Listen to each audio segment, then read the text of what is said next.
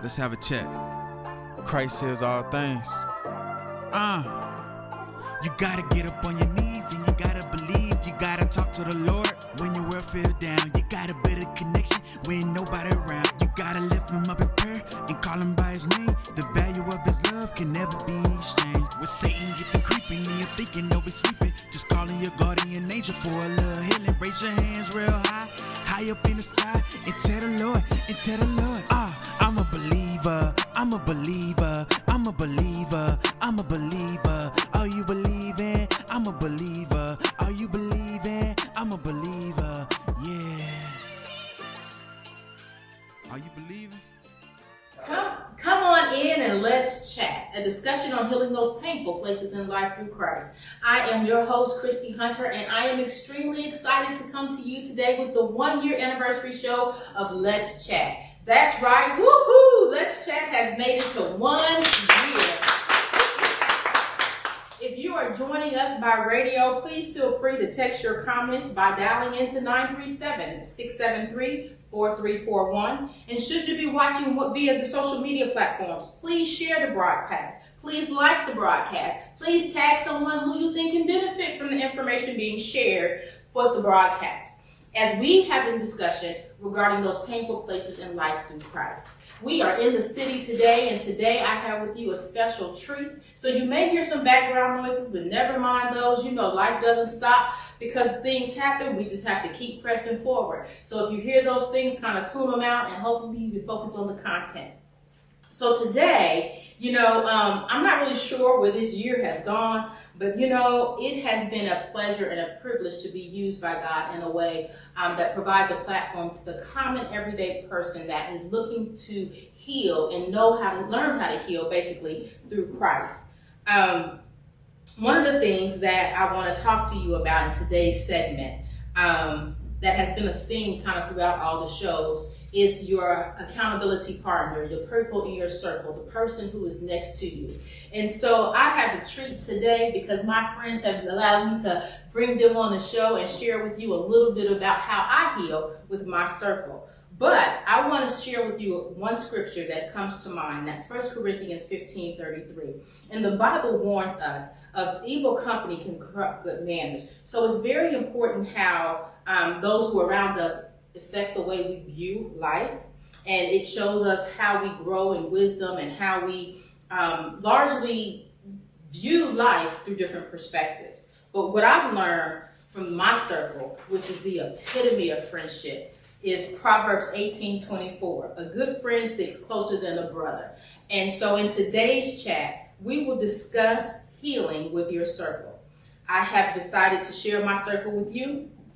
And though they are not all here, I am grateful for those that showed up. True friendship is a gift from God. And it is how God has allowed us to go through life and develop relationships where we need one another because iron does sharpen iron. So ladies, how are you today? Hey. Thank you all for being here. Y'all been rocking with me some 30 plus years and it has been, woo, what a ride. So, in what I was looking up when I was deciding on doing this show, I looked up the meaning of circle. And it says, circle represents a rhythm and continuity, a way to mark time when the sun rises and when the sun sets, life seasons and life's shifts. Wasn't that? I didn't even know a circle meant all that. And so I was like, dang, God is awesome. He don't do nothing wrong, right? He never fails. And so, as many of you has been a part of my church circle, I just want to first start the conversation off and ask this question. Would you say that it adds value? What would you say adds value and trust through the years of us building our circle?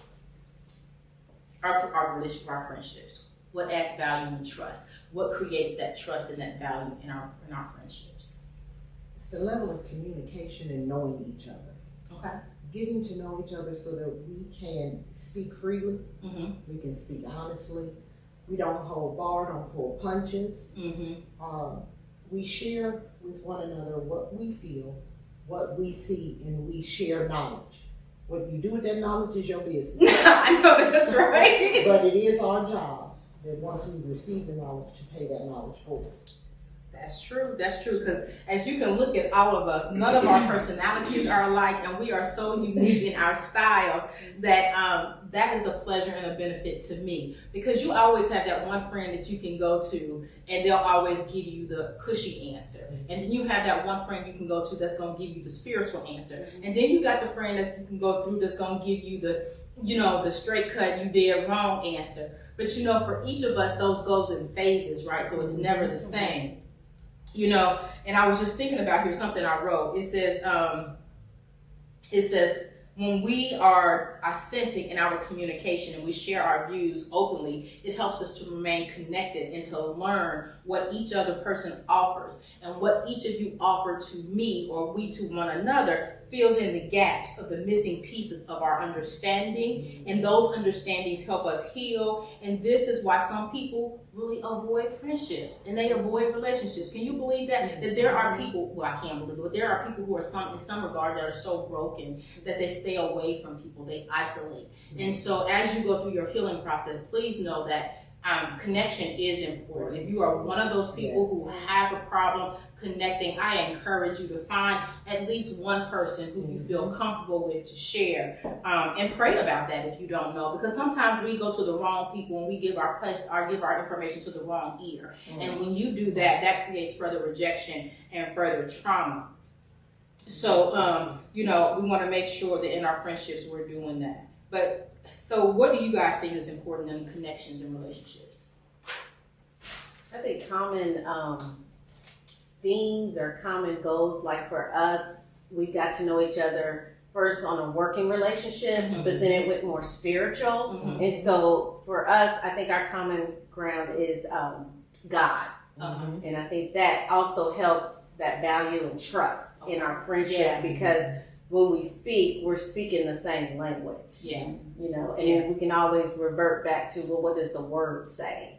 And what's right? Because it's your way, my way, and then God's way. I know that's right. I feel like that is like the center, because even giving advice or talking to someone, you always want to be mindful of what you're saying, and if it lines up. The word just needs to line up, whatever you're saying. Even if you're bringing truth and it's going to hurt, it just needs to line up, and God will heal it, bless it, water it, and He'll give the increase. That's right. So that's what I. Yeah, I think that's true. And one of the things that you said, is finding that place where we can connect through God.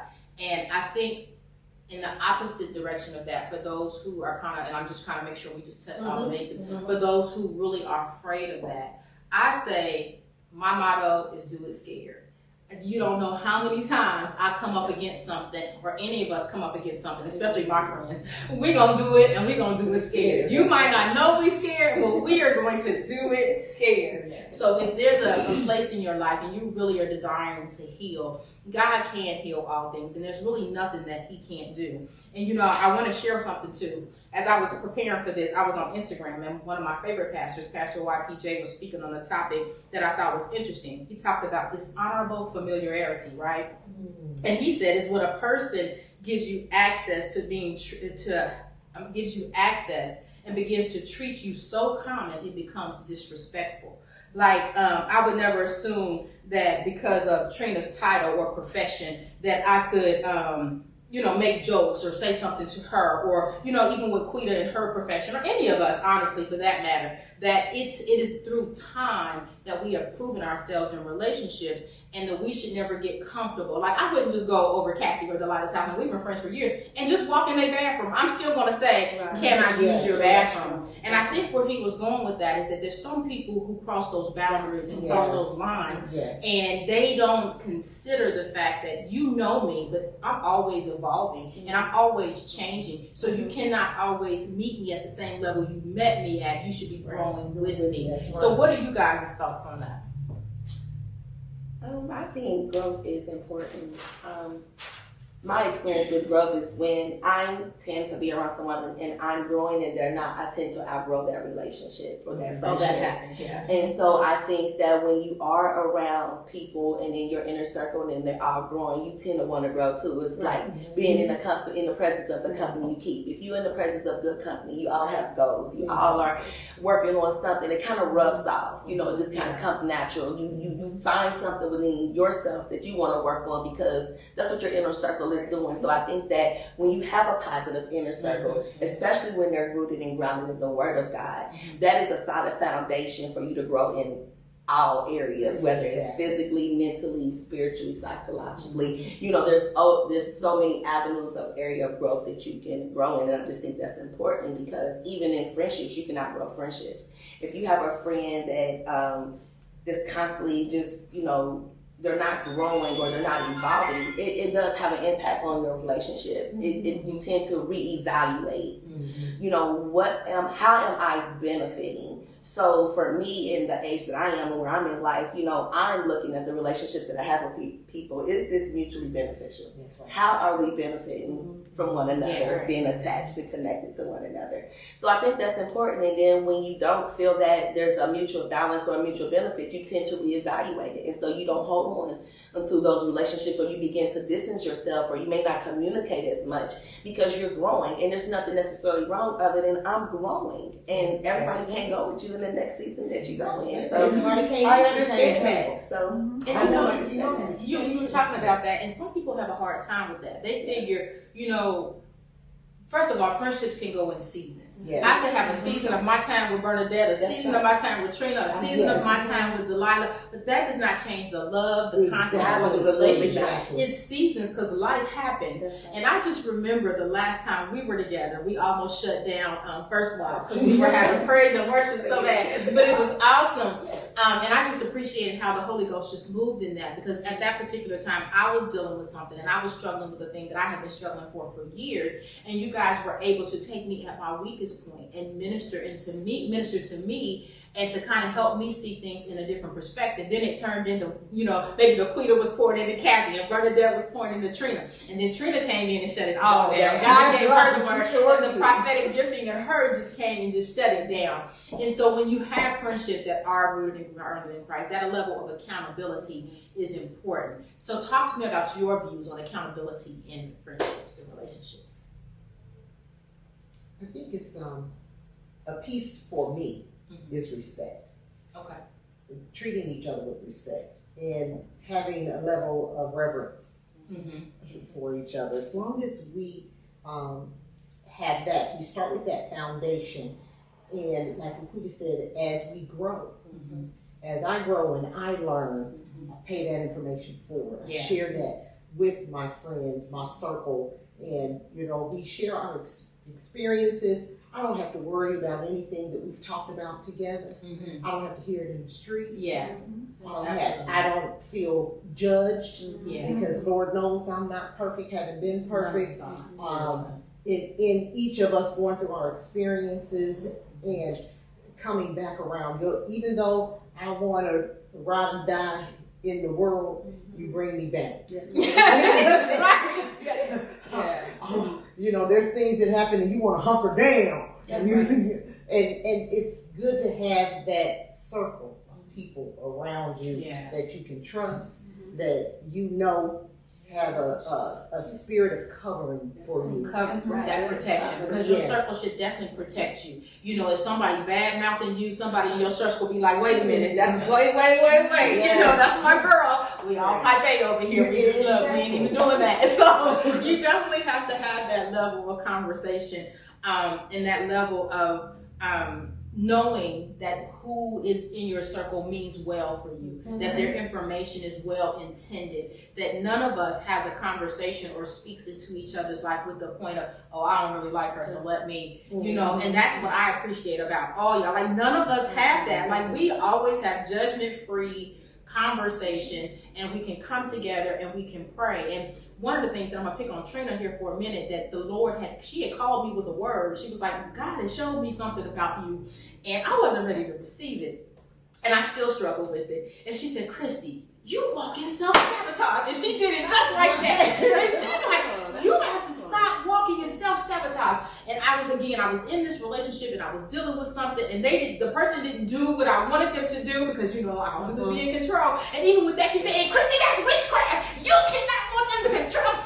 And I love her for that though, because it is the Spirit of God in her checking this flesh in me that keeps me accountable, that lets me go back to the Lord and put it at the altar of His feet and say, Lord, I don't want to operate in the spirit of witchcraft or manipulation. I desire not to control anybody. So I thank God for the gifting in her that she didn't sit on that she didn't say, okay, Lord, I'm going to tell her, and never tell me. She not only told me when I started speaking it, she brought it to my remembrance and my attention. So you want to speak on that, Miss Trina?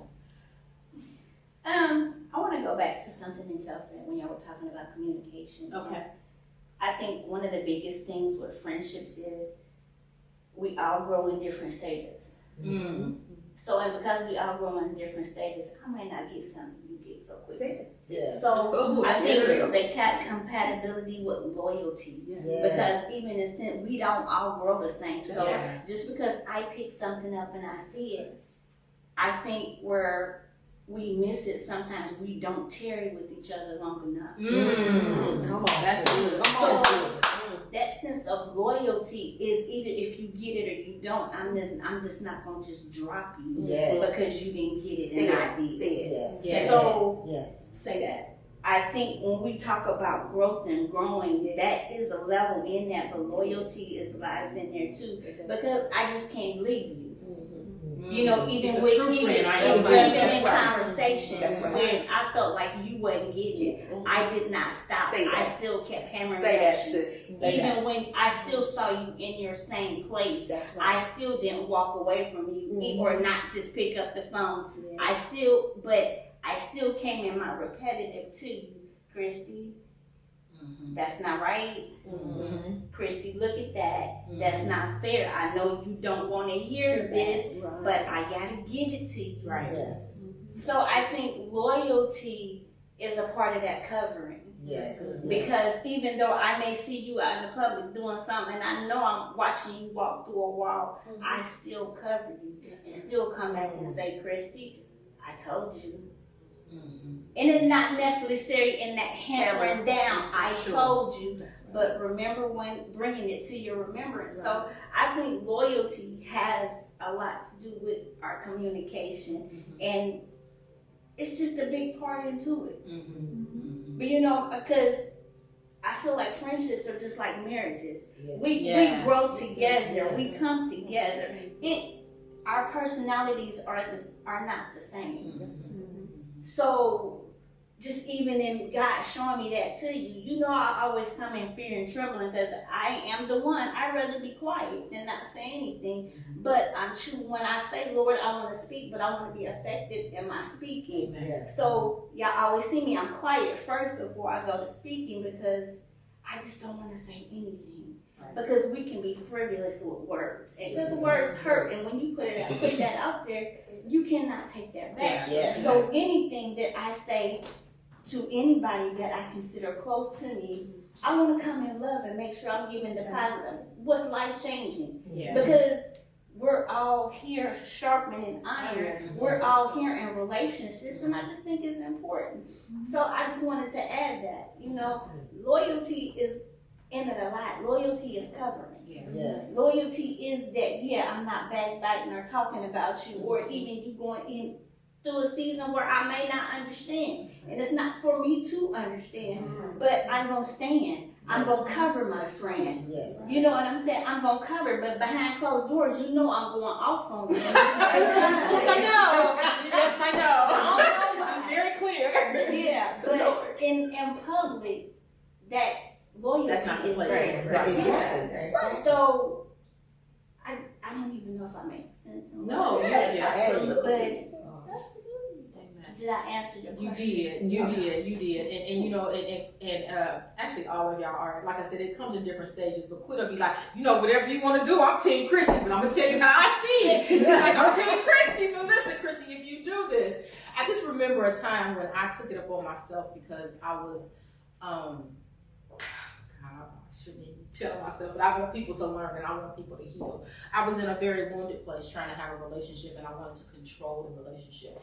And so much so, I found myself in a place that I shouldn't have been, and I was at somebody's house and knocking on somebody's door, and they was like, "No, you didn't.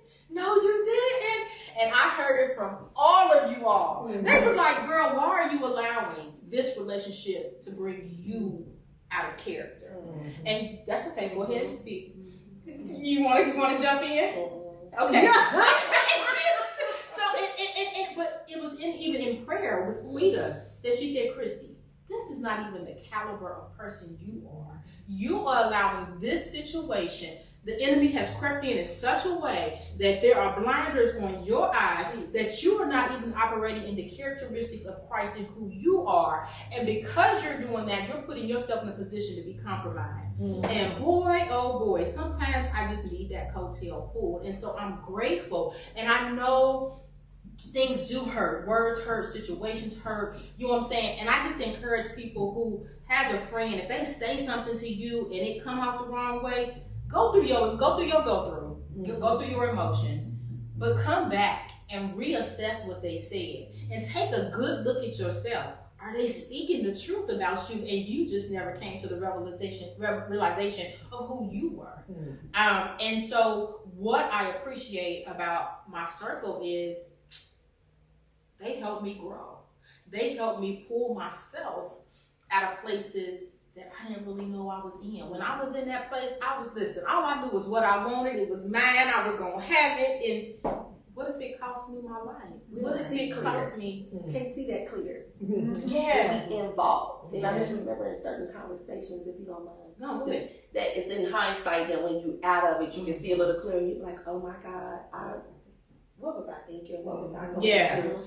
And even in that, I just kept saying, you gonna make your own decision, because that's what we do. We can get that wisdom and they can give us, and but if we don't apply it to our life, as I said, we're gonna see Susanna around that mountain again. Oh, Susanna,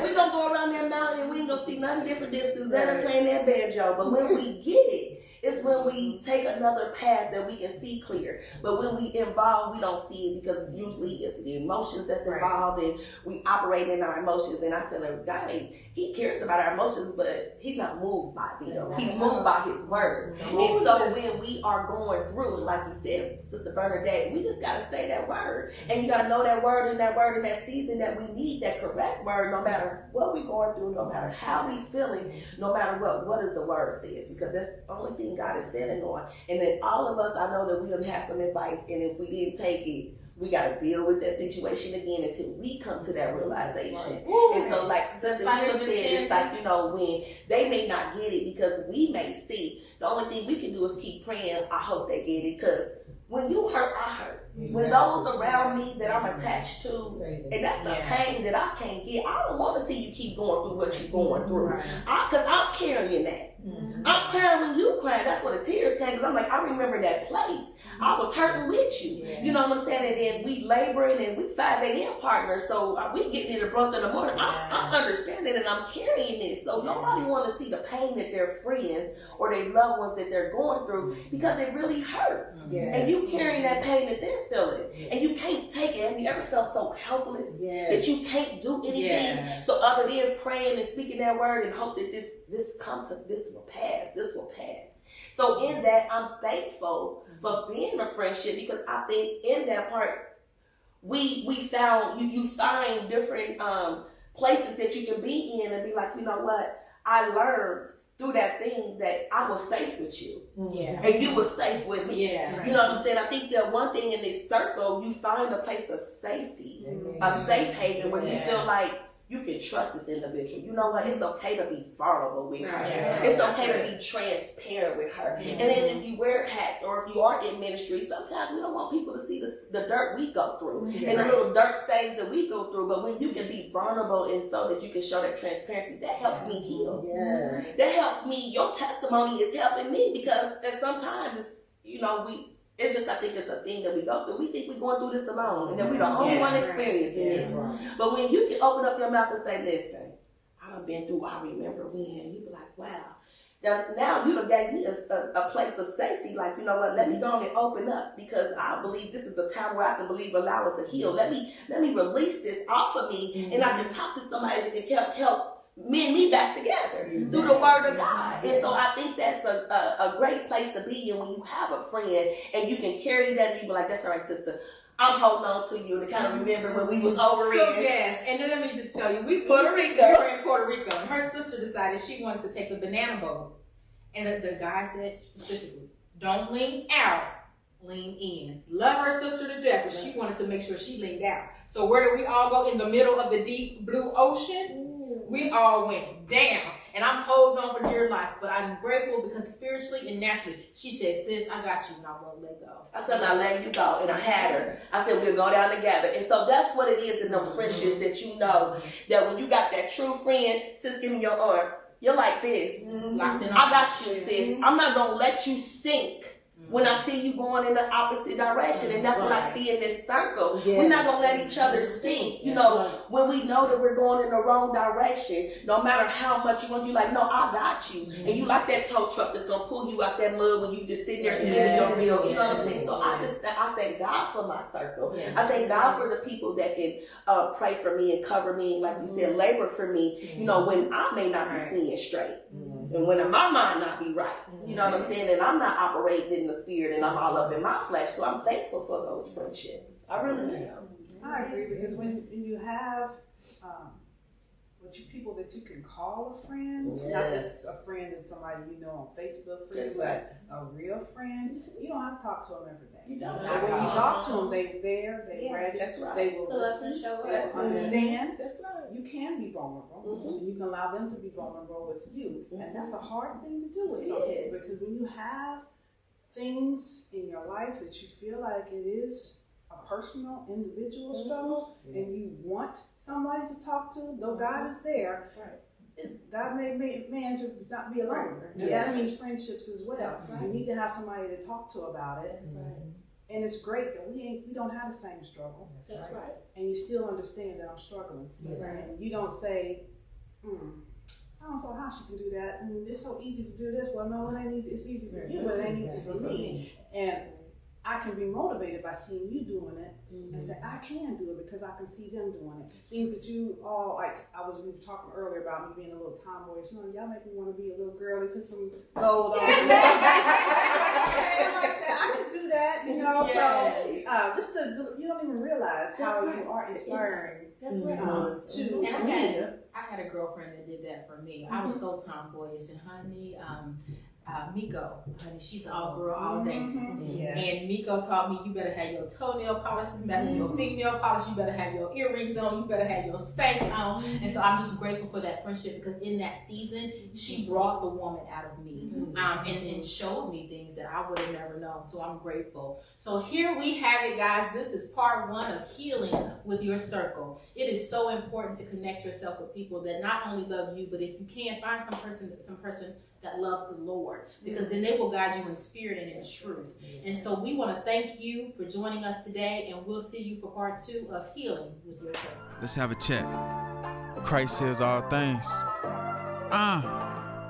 You gotta get up on your knees, and you gotta believe. You gotta talk to the Lord when your world feels down. You gotta build a connection when nobody around. You gotta lift him up in prayer and call him by his name. The value of his love can never be exchanged. With Satan